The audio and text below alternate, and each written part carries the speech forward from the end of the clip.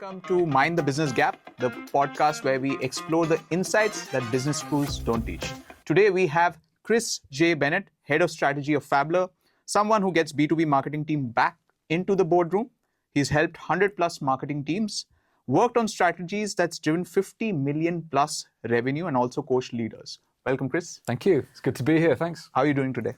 A little bit tired, but again, it's Christmas, so hopefully you let me off and everybody gets a bit of a break soon. But yeah, no, it's great to be on. Thanks for having me. Right. So a little bit about your company first, and then you can talk about yourself. What's your journey been like? Yeah. And what does your company do exactly? Yeah, I'll start with the journey, and then I'll end with Fablr, because that's where I'm at now. My 17th year working in marketing, not just marketing. The first few years of my career were as a designer.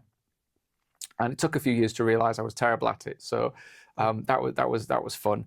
And after that, I moved into a marketing role, fairly junior marketing role, and just sort of kind of worked my way up ever since. Worked at a few different businesses. I worked at a technology startup down in Brighton for a couple of years. I've worked in a science research institute that was in Norfolk. And for the last sort of nearly 6-7 years, I've been working at Fablr. So I'll do a super quick introduction of Fablr as a business. To describe it would be that we work with B2B businesses, and we work with them through periods of change on their branding, on their digital platforms, and the strategy, typically their marketing strategy.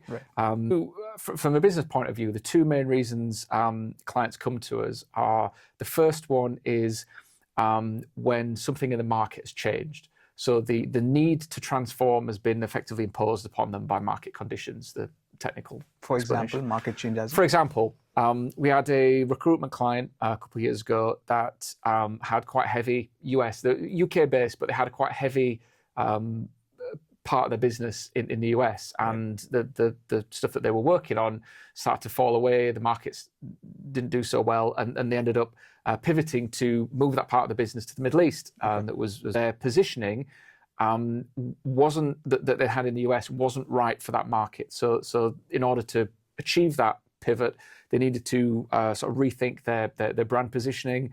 And whenever you need to do that, there's usually work in the marketing strategy that needs to change, and there's usually outputs of the brand transformation that need to be effective. For example, the website, various marketing collaterals, and all the things that come out of it. It's quite a lot.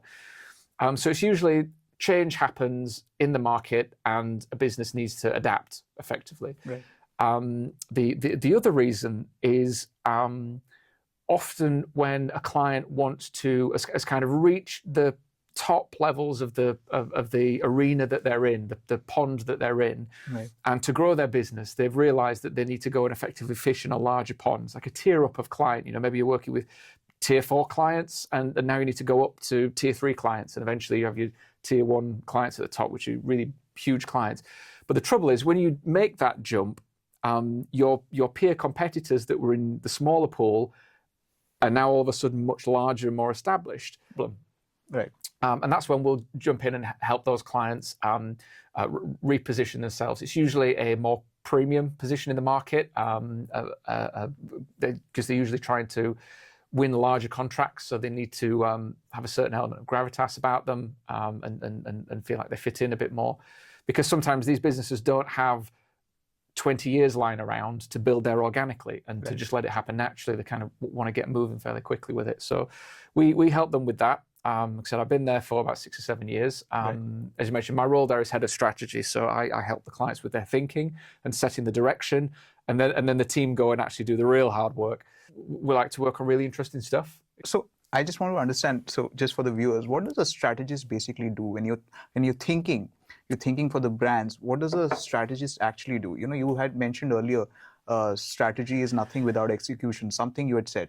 There's a quote that you had mentioned. Yeah, that's right. Yeah. What was it exactly? I think I remember we were having this conversation. Yeah, so I've worked with a lot of folks who can put together a strategy, but can't execute it. But can't necessarily execute it for various reasons. it's the old story of, big expensive slide deck from some consultants get made, and then it just sits on some hard drive, Right. For years. Nobody does anything about it. Right. If a strategy is going to be like that and just be unused and not helpful, what was the point in doing it? It was just a big, giant waste of time. So from a strategy practitioner's point of view, I want to make sure that the work I'm doing has the highest likelihood of being implemented. Right. Or maybe not, if it's not being implemented, that the maximum amount of value has been provided to this business. Maybe they've learned something new. Maybe they've refined their ideal customer profile in a way that they're able to take advantage of, right? I'll take a partial win, because even a partial win is much better than doing some work, helping provide a direction, and then just nothing happens with it, right? So strategy that doesn't go anywhere and have any effect on a business is just a waste of time. Completely. So I really believe in getting it done as well. And also to add, I feel it's really strong that it's the strategist's role as well in making sure it gets executed. Right. Whether it's oversight or just doing more than just there you go, off I go. I think it's important to help a business understand how to implement it as well. So I was recently listening to this podcast, and it was about something called fasterwising. I don't know if you know about it. So fasterwising is basically a concept where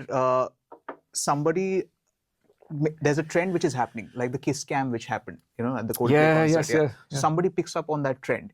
Or maybe recently there was a controversial thing, American Eagle, right? Yes, the of course. jeans. The jeans. So they were talking about jeans, and it completely spiraled out into something else. So then Gap took advantage of it. So Gap as a brand, they started focusing on multiculturalism, right? So they took advantage of that. And that is, I think, that is where strategists and marketers come in play, right? Correct me if I'm wrong. Particularly in marketing, where sometimes you need to move fast to take advantage of something. Right. And the strategic element is making sure often that the practicalities are taken care of, because it's no point having a really good idea. Oh, let's go and insert ourselves into this cultural space that's opened up immediately, and we've got 24 hours to move, for example. But there's a lot of practical implications with that. You don't want to go and do some really cool PR stunt just to find that actually you didn't spend enough time thinking about whether it would, maybe there would be blowback or something, or maybe the practicalities of it just doesn't work at all, because it's like you need to organize that quickly. You need to motivate and you need to move a team in 24 hours or something. So the strategic side of it, I always find helps to ground ideas in reality. Not every business has the marketing budget that Nike and Apple do, right? And that's what I like. So Gap took advantage of that particular trend. I think strategists did a good job, or even the marketing team for that matter. Yeah, absolutely. Yeah. So can you share a common mistake B2B brands make that keep them out of the boardroom, since we were talking about? Yeah, sure. So a lot of the clients I work with are, well, I'll start the beginning, and that's something I've been talking about a lot with some people over the last couple of weeks, and that is how marketing has kind of lost its power as a discipline. Right. Go back to sort of the 70s and 80s, marketing was like firmly planted in the boardroom. There'd be some marketing leader, and they'd be right up there with finance and the CEO and operations and all that kind of stuff, and sales as well. And so since then, particularly since the early 2000s, marketing's kind of gradually fallen into this state of disrepair, really, where a lot of leaders see marketing as, oh, the marketing team wants something. Oh dear, here we go. And it's absolutely, in most cases, seen as a cost center. Right? Oh, this costs us, and not a revenue driver. Sales is fine, because it's much easier to connect, the work that a sales team do to the sales that happen. It's right there. But marketing's not been doing too well as a discipline, as a function in a business for 25 years now, and it's so. And the difficult part is if you're a marketing team and you have to you have to drive revenue, you have to be creating demand, and as well as just dealing with the business as usual. Or Steve needs a slide deck by tomorrow, and Fred needs a new business card, and Jane's going to this conference and she needs all the exhibition, all the business as usual. Yeah. It's a lot of pressure, but also, if you are not sat at that leadership table or have the ear of somebody who is, for example, it's very difficult to have control of your outputs as a team. A perfect example is resources. There are very few marketers who set their own budgets. Right. They might work on a budget, but it's a budget they've been given, and they're just really just tinkering around with, what's the budget going to do? What am I going to assign this to? But the reality is, it's probably just finance have said, you can spend X. Right. Maybe you'll ask for a little bit more, maybe you'll get it. But very few people set their own budgets, which is crazy to me, right? And also decision-making authority. The vast majority of sort of major brand work, such as a rebrand or even creating a new brand from scratch, if, for example, you want to spin out a subsidiary or something, all the way through to having a new website. Marketing teams very rarely make the decision to greenlight a project like that. It's usually the leadership team or some sort of steering committee or something. So the department that's responsible for running that and executing it and ideating it and seeing it to fruition and then nurturing it once it's ready doesn't really have any authority in deciding when and how this all happens. Right. Which is a big problem. So I talked to a friend a couple of days ago about this, and the one piece of marketing guidance, one bit that I feel is golden and that applies to every business, everywhere, in every sector, for all time, and probably for all time in the future. The one bit that you could rely on to always be roughly in the right ballpark is spending sort of 5% of your revenue on your marketing budget, right? Something like that. But there are so many teams that I work with and that I see working with budgets that are 1% if they're lucky. Most of the time it's 0.5 or 0.25 or 0.1. Right. And you're trying to drive forwards the market penetration and the sales of a business, and you've got no ammo. Right. Your hands tied behind your back, and it needs to happen tomorrow. And a lot of teams struggle to deliver that. And they're so busy trying to work within those tight confines that they don't have any space or room to think strategically about how can they navigate their way out of that, basically kick down the doors of the boardroom and get themselves back in there. It's as much a relationship and a people problem as it is a strategic business problem. Yeah. So tell me, Chris, in a span of 17 years, I'm sure you must have hired people as well. Yes. Right? So plenty of people, yeah. So what kind of qualities do you look for when you're hiring? What is your dream team going to be like? Yeah, this is a good one. Earlier. Yeah, we did. We discussed this one a little bit earlier, so I've got prepped answers for this one. So so the first person I would look for, this is not in order at all. Yeah. This is no particular order. The first sort of person I'd be interested in is somebody who is very personable, very likable, very friendly, very charismatic, but who knows how to use those gifts, those talents, in a emotionally intelligent and commercially aware way. Right. Usually, we're doing anything, and this is strategic work in any business. Right? I don't work in doing strategy for supply chain businesses, right? But it applies equally here. Any strategic problem always has a human element to it. It might be a particularly stubborn CEO, right? Where they might have something set in their minds, but is actually contrary to the reality of the situation. And there's no point putting a strategy together for some false narrative because that's what the CEO wants. It's a just giant waste of time. But the point is to solve that problem, to do the correct strategic route, you need to work on that relationship and the influence and being able to effectively inception that CEO to change their mind, right? Right. And it's a particular skill set and type of person it takes to excel in that kind of role. And again, you look around, you see people get promoted. They tend to be the most likable people, right? Likable. We all know that sometimes people who work hard don't get promotions. It's the people who are most likable in the office, and as frustrating as that is for everybody, that tends to be the reality. So yeah, somebody who's really good at contributing to the human parts of strategic problems and businesses, because that's usually where the most difficult problems are, or at least where the barriers are that are the most difficult to break through. So that'd be the first person. You're right. Likability is important. Charm, charisma, all these. I think the movies that I've watched and the shows that I've seen, a movie like, I don't know if you've seen it, Catch Me If You Can. Yeah, so he's a con man there, right? So Yes. Leonardo plays that role, and he's charming, he's charismatic, and he's likable, and that is why he can become a pilot also. Yeah. He can become a lawyer as well. So similarly, there was a show called White Collar. There's a character named Neil Caffrey, and they are these two detectives who are solving the show, and this guy was a con man. And he used to make his way through because of his charm, because of his likability. So I understand that. What would be the second quality in that aspect? So second one would be somebody who is technical. Yeah. Mainly because I'm not very technical. It's important as a leader that you know what your weaknesses are. So, very important. And be radically candid about where you are not good, right? I am not an organized person, and I am not very technical. So I want to surround myself with people who are those things, right? That's so technical in what sense? So technical in being able to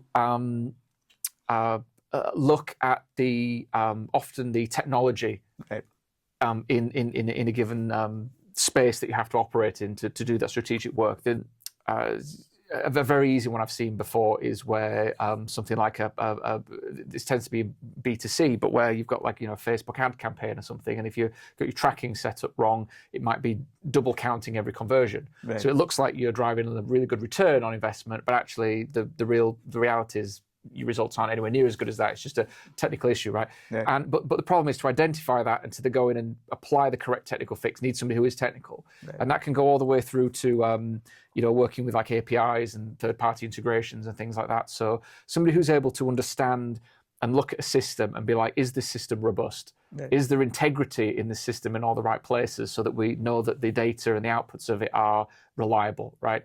And it needs a technical person sometimes to look at those things, and that's not me. So technical person. So for a technical person, would you look at somebody who's done some maybe CPD courses for their profession? Would you look at someone like that? Would you look at what courses they have done specifically, or what exactly? How would you?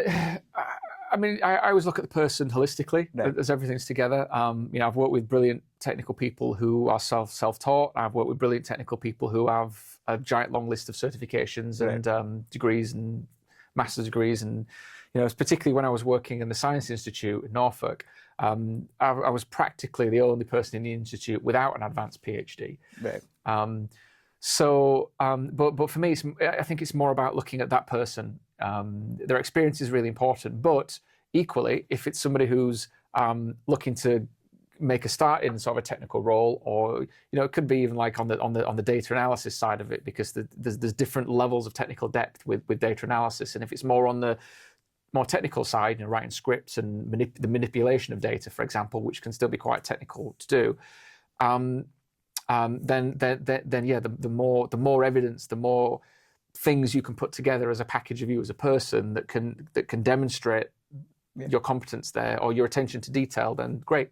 Right. All that stuff helps. What would be the third quality? So 3 qualities. First was likability. Second was technicality. So it would be analysis. It'd be somebody who's a really great analyst and researcher as well. The sort of two come a little bit. Somebody like who solves problems, like there are 10 people in a room. How many handshakes are there in total? Something like that, or? Yeah, I guess. Yeah. I'll give the analogy because I do know you want me to talk about it a little bit. And it'd be Batman would be my third person, right? Yeah. Somebody who can go and look at a situation and not just go, yeah, that's my read on it, right? Somebody who can go, okay, I think there's something more there. I'm going to go and investigate. And maybe that sends you over there. Right. And then you investigate there and that sends you over there. And so somebody who's never happy to just stop at something. They always want to see, is there more to this? Right. Is there something deeper that we're not seeing here? Right. And that's the sort of combination of that analysis and the combination of the researcher, somebody sort of going out there and try and find those things. Because generally I find that the most useful insights in a project tend to be sometimes several places removed from where the core of the project is, the space that you're operating in. So if there's somebody who can go out and find those, and bring them in, then that's hugely valuable, because again, sometimes those are the bits that make or break. If we're talking about strategy, they might make or break the approach entirely. So that'll be the third person. We talked about the qualities. We've talked about what your dream team would be like. Yeah. Tell me, so I forgot to mention earlier. So Chris has this particular condition. It's called aphantasia. Aphantasia, yeah, aphantasia. that's the one. Yes. Yeah, that's how it's pronounced. So he's got this condition called aphantasia, and he has this inability to visualize mental images, right? So does that affect your work in some way? Does it affect with your clients? Yeah, it affects my whole life. Not being able, I have no inner monologue either. People might think that's a blessing. Yeah. It has a really huge impact.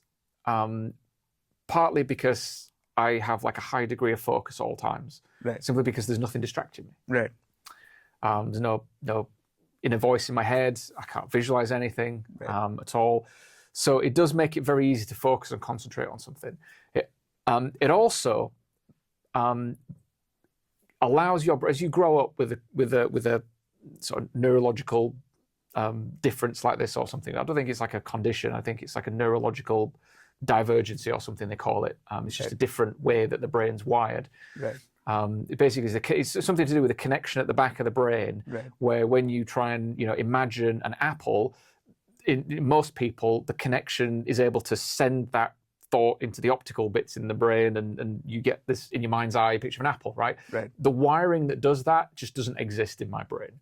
Wow. So, but what does happen? People who have the condition, their brain has kind of learned to mitigate the lack of a mind's eye in a similar way to people who are, for example, deaf. Right. Become very good in things like tactile stuff, and I don't really know. I don't know enough about that, but you get the point where, for example, blind people tend to be really acute in their hearing, because the senses that they do have, other senses get stronger. Get stronger, right? Because your brain is like, okay, well, if I don't have sight, then it focuses on the others. And with aphantasia, it seems to be a similar thing, where because you have no mind's eye, no ability to imagine anything at all or visualize anything, the brain becomes quite good at thinking in concepts and abstract reasoning. So am I right to say that every time you meet me, just to simplify, every time you meet me, you're looking at my picture on LinkedIn, maybe?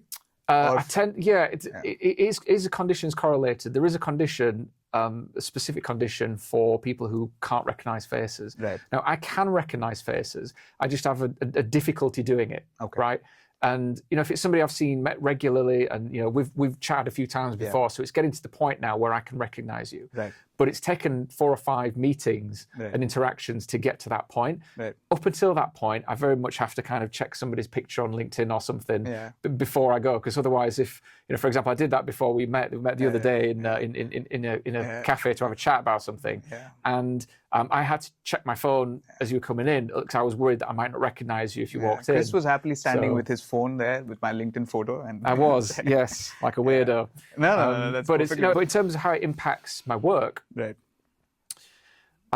You with this sort of condition, you do get very good at thinking really broadly and holistically, because your brain's very good at making connections between things. Right. So not very good at like the analytical bit. You tell me that you've got a particular business problem and you're wanting to achieve this and you can't do it. I've immediately got 10 solutions to talk through, right? Yeah. It works. And and I think that's why I've moved more towards a strategic role. Because remember, the first couple of years of my career, I was a graphic designer. Yeah. Now, how am I supposed to, I look back on that, and how was I a designer without being able to visualize anything? That seems bizarre to me. Why I ended up moving away from that more into the sort of marketing stuff, where the way that I think can be applied more effectively. And now that I'm doing strategic stuff, particularly very high level strategic stuff, like really looking at the overall picture of things, that's where my brain is most comfortable operating, and it's where I've found most of my success. I only found out I had this condition 2 years ago. Really? So I've ended up moving this direction in my life without actually realizing there was probably a good reason for it, which is obviously this condition. So. You think it's good you realized it? You think? Well, it was a bit jarring at first. I didn't realize people could, see stuff in their heads and literal voices in their heads and stuff. I didn't realize that. I thought everyone, it was just quiet and blank, and counting sheep was just a metaphor. Turns out people are actually counting sheep. Before we come to the rapid fire round, I wanted to ask you, tell me a good client win which you've had in your life, or a win, doesn't have to be client win, it can be client win also.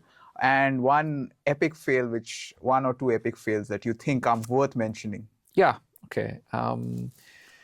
Client win, I think would be, it was a recent project we completed. It was at Fablr, B2B business, and they felt that they were, based in Leeds, and they felt that they were starting to lose a lot of ground to their competitors that had recently kind of leveled up their own branding and their own marketing. They were starting to feel like, having a really dominant position with market share and things like that. And this company felt that their brand was very basic, and they hadn't really done a huge amount with it, and they were a bit worried that they were starting to fall behind with things, right? So there's a real market need to compete more seriously.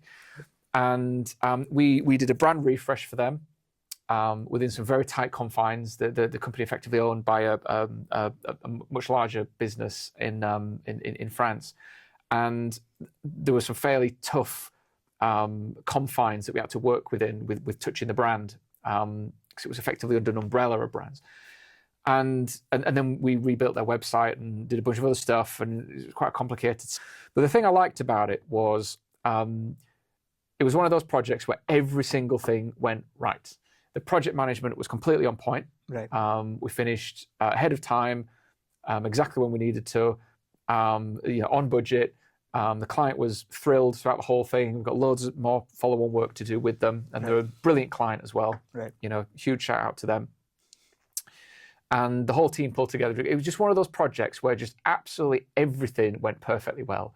And big complex projects, nothing ever goes perfectly well. I think people are just lying to themselves if they're going to say everything's going to go well, right? It never does. And the strength of good agencies and good consultants are usually when we'll do the best we can, but we know there's going to be some difficulties, and it's how you navigate those, right? Those are the good agencies. But it was really good to do a project where everything just went perfect. Lots of things that didn't go too well.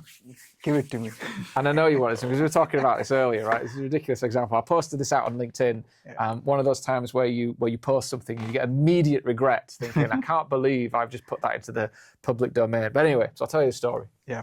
So this was earlier in my career, years ago, and luckily long enough so that hopefully everyone's completely forgotten about it and erased it from their memories. But I needed to send an email to a senior team, a bunch of C-suite senior team, and the entire board of trustees copied in.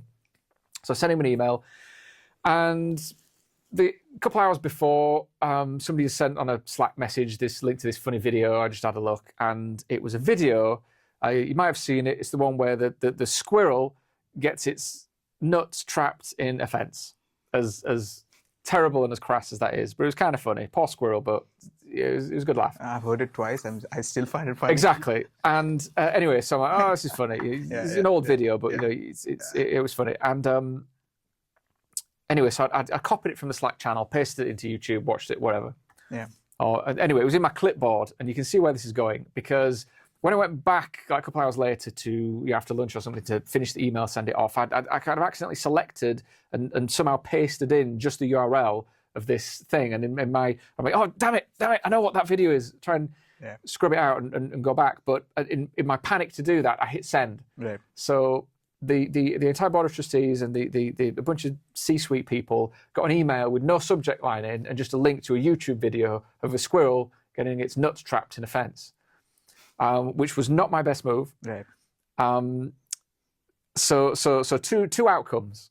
Outcome one, I now have a 30-second send timer on my emails, and I have for years. Right. So if I ever send a picture of a squirrel's nuts to somebody, and I've got 30 seconds to fix it, and not do that. Yeah. But the other bit that's interesting, again, we were talking about this earlier, is the ownership of responsibility, right? We all make mistakes. Yeah. I've got to where I am in my career by making a huge number of mistakes, right? I could write a novel on the times I've dropped the ball with stuff. Helps you build connections as well. Taking ownership. It does. This is the point. So when I did that, error of an email, there were a couple of the senior folks who found it funny, Right. and obviously I put my hand up and apologized for it thoroughly. I was able to turn it into an opportunity. I always try and do that. It's always important to try and make the best of a bad situation. The very worst, you'll learn something, and the very best, it becomes some sort of opportunity, or you gain something out of it. So yeah, I was able to have it was a great icebreaker to the few leaders who found it funny, as a lead-in to get to know them better and have a better conversation with them. And then I ended up building a couple of great relationships with them, and I was able to get initiatives done in the business that I would have never got done otherwise without having that relationship, and it all started with that email. So what I'm not suggesting is that you strategically send things like that to board trustees. Yeah. But the point is to, if possible, sometimes there are good things that can come out of making a mistake, but you've got to own it first. Yeah. And then you've got to try and make it right. But sometimes if there's an upside to that, then you'd be daft not to take it. So I think we're a little bit short on time, but I'll quickly ask you these rapid fire questions. Yeah, go ahead, shoot. I'll do the best I can. So tell me, one marketing trend you're most excited about right now?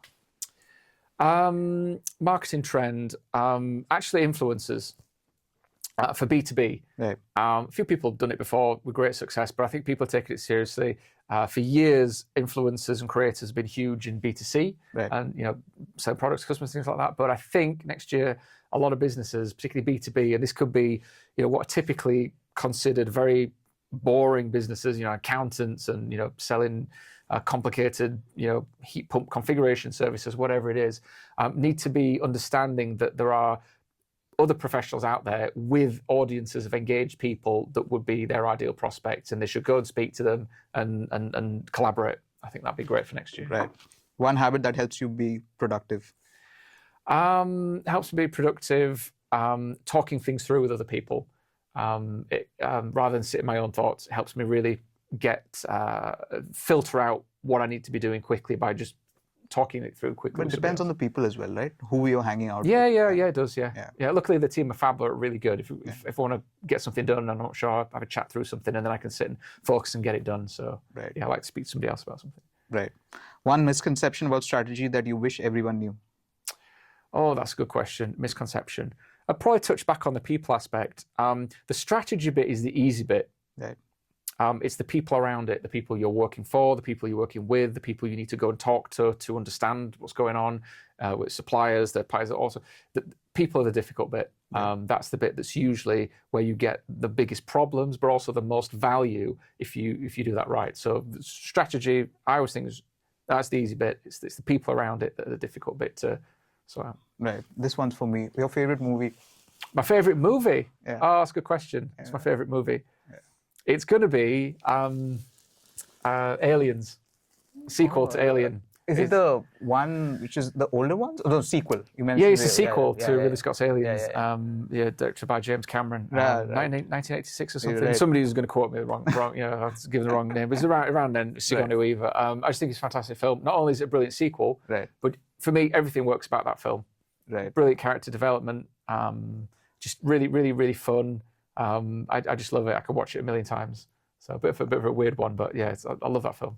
Your favorite book? My favorite book is Cosmos by Carl Sagan. Okay. Because I think it's important that everybody can read it and appreciate the reality, the real world that we live in, and the cosmos and the universe and the vastness of it and the wonder of it. And So I think Carl Sagan was actually Neil deGrasse Tyson's mentor, if I'm not wrong. So there was a show also called Cosmos. So Neil deGrasse Tyson used to host that. Yeah, it was almost like it was like part remake, part homage to it. Right. But yeah, it took inspiration from Carl Sagan's original Cosmos series. Right.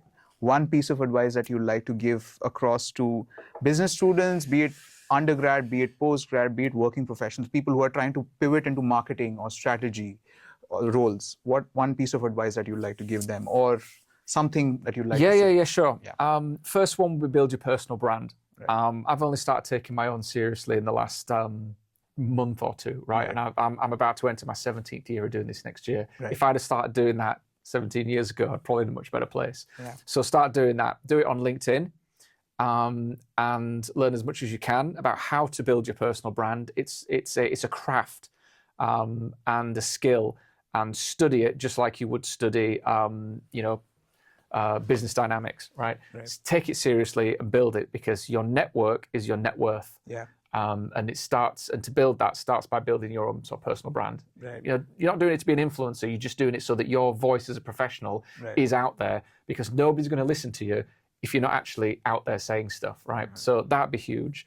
Another piece of advice I will give is don't be intimidated. When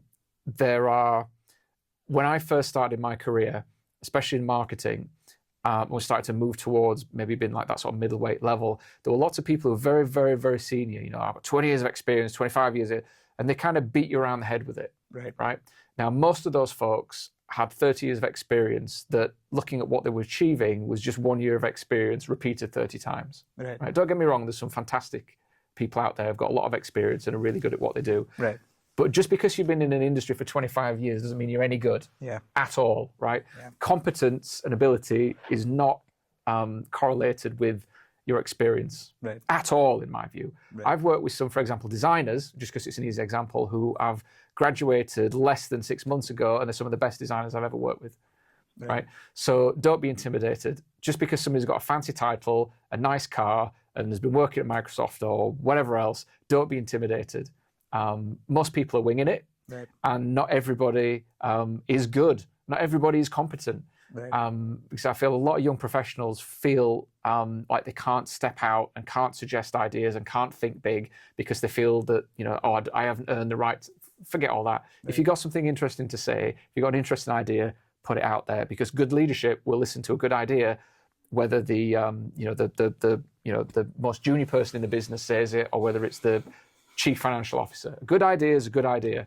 I don't care where it comes from. And, you know, good leadership should recognize that. That's very insightful. That's very motivating as well. But since you mentioned LinkedIn, one last question for you. Yeah. So do you think LinkedIn networking helps these days? There's so much clutter on LinkedIn. No, I think it's absolutely vital. How else are you going to reach so many professionals in your field? People hardly reply, you know. How do you get that reply? Suppose you don't have a premium plan. Suppose you don't have a premium LinkedIn plan. How do I reach out to people on LinkedIn? That is, I think... There's a little bit of like a way to it, right? And I'm only able to say this because I've had a look recently and looked at the people who are really good at doing this. You know, people can check out Sam McKenna from Sam Sales, who's based in the US. She's fantastic. You check her stuff out.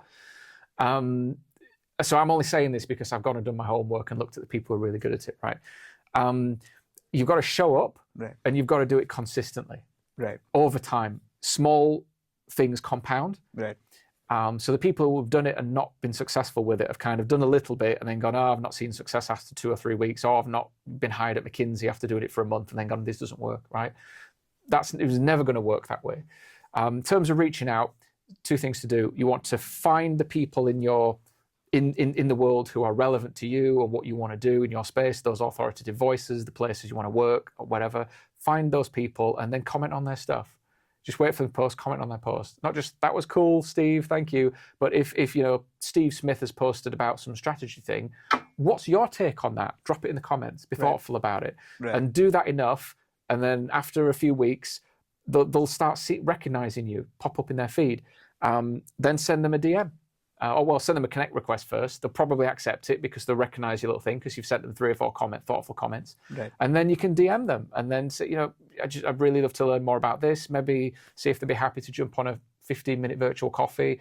Any good self-respecting professionals usually going to be happy to lend a small amount of their time to help an up-and-coming person who's, you know, shown interest and, you know, and there's, you know, commented thoughtfully. And then from there, it's just a very short road to say, great, I'd love to stay in touch. Could I get your email address? You'd be surprised how many people would be happy to say yes. So that's the route to it. And, you know, it can be much more effective than just applying for jobs these days. Because oftentimes your CV will just go into a void. And then you never hear anything back, right? Whereas, you could be like, I want to work at, you know, Netflix. Brilliant. Find some people on Netflix who are on LinkedIn who are doing the thing you want to do. And then go and be around them on LinkedIn. You know, you can't physically fly over and hang about their office. That's, you know, stalking and weird. But you can do it on LinkedIn. And then, you know, it's not that difficult to then get to the point where you can add them as a contact, send them a DM. And you're all doing this genuinely. You want to learn from this person. Quality over quantity, guys. That's what he's mentioned. Exactly. Right? But you have to do it regularly and you have to do it often. Yeah, very, very interesting, very insightful.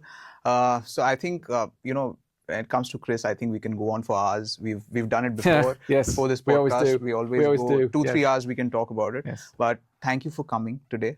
It was a pleasure having you. Yeah, with it's us. always good to come and talk about this stuff. Yeah. Very happy. Thank you so much. Yeah, no worries. And thank you to our viewers. Thank you for tuning in. Please subscribe. Please follow our Instagram page. It's called Mind the Business Gap, and you'll find us on Spotify and Apple Podcasts. Thank you so much. Thanks very much. Thanks. Thanks, Chris. Thank you.